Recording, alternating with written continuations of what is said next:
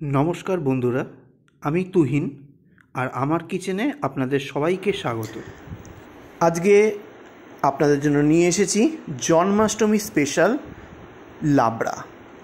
एर आगेओ आगेर बछर जन्माष्टमी स्पेशल लाबड़ा दिएछिलाम, एछाड़ाओ लक्ष्मी पुजो स्पेशल लाबड़ाओ दिएछिलाम। ओई दुटो देखते पारेन।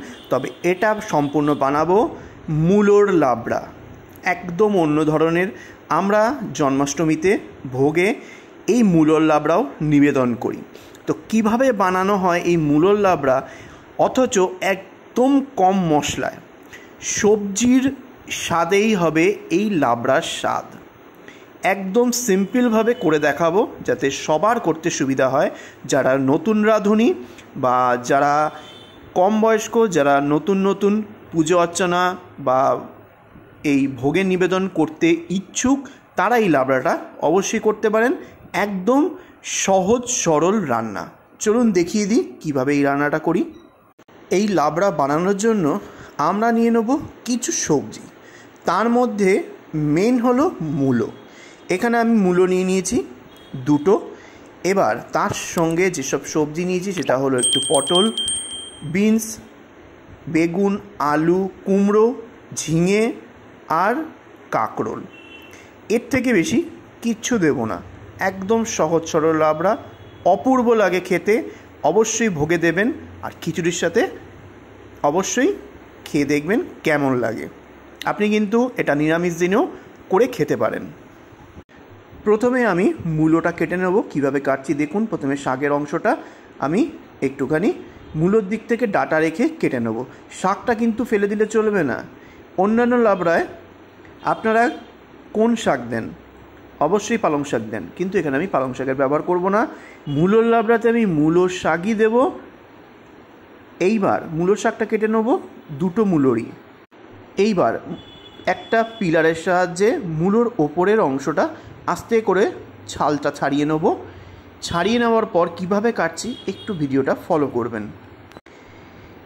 ছালটা ছাড়ানোর পরে মূলোটাকে ঠিক কেনা আঙ্গুলের টাইপের কেটে টুকরো করে নিতে হবে আর একটু লম্বা লম্বা করে কেটে নিতে হবে। একদম পাতলাও না, একদম মোটাও না। ভিডিওতে যেভাবে দেখাচ্ছি সেভাবেই কাটবেন।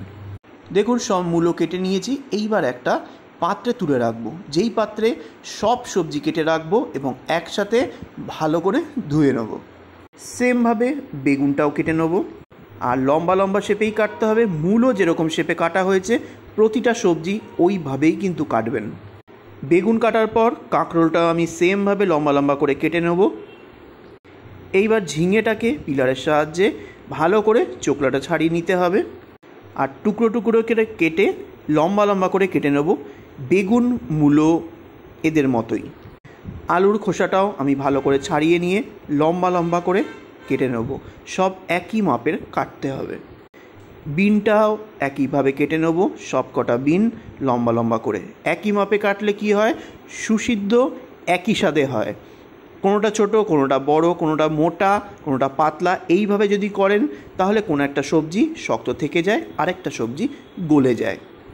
সেমভাবে আমি পটলটাও ছুলে নিয়ে লম্বা লম্বা করে কেটে নেব। তারপর কুমড়োটাও পিলারের সাহায্যে ওপরের ছালটা ছাড়িয়ে টুকরো টুকরো করে কেটে নেব। দেখুন আমার সব সবজি কাটা হয়ে গেছে সুন্দরভাবে। এইবার এটাকে একসাথে ধুয়ে নেব।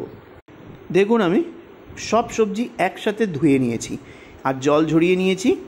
এইবার রান্নায় যেতে হবে। একদম সিম্পলভাবে এই রেসিপিটা করে দেখাবো যাতে সবার সুবিধা হয় জন্মাষ্টমীর দিন বা যে কোনো ভোগের দিন, যে কোনো নিরামিষ দিন রান্না করতে। এইবার দেখুন আমি মূলোর পাতাগুলোকেও ধুয়ে টুকরো টুকরো করে কেটে নিয়েছি। একটু বড় করে রাখবেন, কারণ রান্নায় দিলেন কিন্তু নরম হয়ে খুঁজে পাবেন না, তাই একটু বড় বড় করে দেবেন। এইবার একটা কড়াই নিয়ে নিয়েছি। কড়াইটা হাই ফ্লেমে গরম করে নিয়েছি। কড়াইটা হাই ফ্লেমে ভালো করে গরম হয়ে গেলে দিয়ে দেবো পরিমাণ মতো সর্ষের তেল। সর্ষের তেলটা দিয়ে হাই ফ্লেমে ভালো করে গরম করে নিতে হবে। যখন দেখবেন সর্ষের তেল থেকে ধোয়া ওঠা গরম হয়ে গেছে তখনই ফ্লেমটা লোতে দিয়ে দেবেন। দিয়ে 3টে শুকনো লঙ্কা এখানে দিয়ে দেবো। এরপর দিয়ে দিতে হবে হাফ চা চামচ পাঁচফোড়ন। পাঁচফোড়নে অরিজিনাল ভালো সুগন্ধ বেরোয় লাবড়াতে। ফোড়নটা লো ফ্লেমে একটুখানি ভেজে নিতে হবে সুন্দরভাবে। যখন দেখবেন খুব ভালো একটা সুগন্ধ বেরোচ্ছে, তখনই যত কেটে রাখা সবজি আছে সব এর মধ্যে ঢেলে দেবেন। কোনো আলাদা আলাদা করে ভাজার কোনো দরকার নেই, একদম সহজ সরল পদ্ধতিতে এই রেসিপিটা করে দেখাবো। ফোড়নের সাথে এই সবজিটাকে একবার সাঁতলে নিতে হবে ভালো করে, যাতে ফোড়নটা মিক্স হয়ে যায় সব সবজির মধ্যে। তারপরে এর মধ্যে দিয়ে দিতে হবে স্বাদ অনুযায়ী লবণ। আগেই অত্যাধিক দেবেন না, কারণ লাবড়া কিন্তু ভাজতে ভাজতে একদম অল্প হয়ে আসে, তখন কিন্তু লবণটা বেশি হয়ে যেতে পারে, তাই প্রথমেই অল্প করে দেবেন। আর পরিমাণ মতো দিয়ে দেবো হলুদ গুঁড়ো, দিয়ে এইবার মিডিয়াম ফ্লেমে সব কটা সবজিকে একসাথে ভাজতে হবে। এইবার ফ্লেমটাকে মিডিয়াম টু লোয়ের মাঝখানে দিয়ে ঢাকা দিয়ে ঠিক 10 মিনিট এইভাবে ভাজবো। এতে ভাজাও হবে, সুসিদ্ধও হবে, গ্যাসের খরচাটাও কম হবে। ঠিক 10 মিনিট পর ফিরে আসছি। ঠিক 10 মিনিট পর ঢাকনাটা খুলে নিলাম। এইবার খুন্তি দিয়ে একটু তরকারিটা সরিয়ে দেখাচ্ছি। দেখুন কত জল বেরিয়েছে সবজি থেকেই। এই সবজির জলেই পুরো রান্নাটা হবে, কোনো এক ফোঁটা জল কিন্তু এর মধ্যে দেব না। তারপরে একবার ভালো করে খুন্তিটা চালিয়ে নিয়ে ওপর থেকে দিয়ে দেবো মূলো শাকটা। মূলো শাকটা দিয়ে দেওয়ার পর 4-5টা চিড়ে নেওয়া কাঁচা লঙ্কা দিয়ে দেবো। ঝালটা আপনারা আপনাদের পছন্দ অনুযায়ী দেবেন। এইবার হালকা হাতে খুব সুন্দরভাবে একসাথে সব কিছুকে মিক্স করতে হবে আর মিডিয়াম ফ্লেমে একটু ভেজে নিতে হবে। এইবার ওপর থেকে দিয়ে দিতে হবে স্বাদ অনুযায়ী চিনির গুঁড়ো।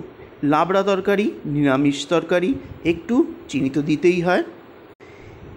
এইবার ভালো করে মিক্স করে দিয়ে ফ্লেমটা হাইতে দিয়ে ভালো করে ভাজতে হবে, কারণ সব সবজি প্রায় সিদ্ধ হয়ে এসেছে। এইবার ভাজতে ভাজতে সেই হিটেই কিন্তু সব নরম হয়ে যাবে আর জলও ছেড়ে আসবে, তেলও ছেড়ে আসবে। দেখুন 10 মিনিট টানা মিডিয়াম ফ্লেমে ভাজতে ভাজতে জল কিন্তু প্রায় শুকিয়ে এসেছে, সাইড থেকে আর কোনো জল দেখা যাচ্ছে না। ননস্টপ প্রায় 15 মিনিট ভেজে ফেলেছি টোটাল। ভাজার পরে দেখুন অনেকটাই কিন্তু কোয়ান্টিটিতে কমে এসেছে আর তেলটাও হালকা হালকা সাইড থেকে বেরিয়ে আসছে। খুন্তির মধ্যেও তেলের একটা আস্তরণ চলে এসেছে। এইবার ওপর থেকে দিয়ে দিতে হবে 1 মুঠো ধনেপাতা। ধনেপাতাটাকে কুচি করে ভালো করে দিয়ে দিতে হবে। আর অবশ্যই ধনেপাতা দিতে হবে। এই সবজির মূল আকর্ষণই হলো 5 ফোড়ন আর ধনেপাতা। একদম মশলাবিহীন এই রান্না, এই লাবড়া একবার ট্রাই করে দেখবেন, আর কিচ্ছু লাগবে না এর মধ্যে অন্য কোনো মশলা দিতে। ধনেপাতার সাথে সবজিটাকে আরও কিছুক্ষণ একটুখানি মিক্স করে নেব, একটু ভেজে নেব। যখন দেখবেন একেবারে জল নেই আর যখন বুঝবেন সব সবজি সুন্দরভাবে সুসিদ্ধ অথচ গলেনি, তখনই কিন্তু বুঝবেন রান্না একেবারে কমপ্লিট। রেসিপিটা ভালো যদি লাগে অবশ্যই কমেন্ট করে জানাবেন। ভালো লাগলে অবশ্যই শেয়ার করে দেবেন বন্ধু বান্ধব আত্মীয় পরিজনের সঙ্গে। আর পাশে থাকার জন্য সাবস্ক্রাইব করে বেল আইকন ক্লিক করে অল বাটন ক্লিক করতে ভুলবেন না যেন, তবেই কিন্তু নেক্সট রেসিপি দেওয়ার সাথে সাথেই সর্বপ্রথম আপনাদের কাছে চলে যাবে আমার নেক্সট রেসিপি।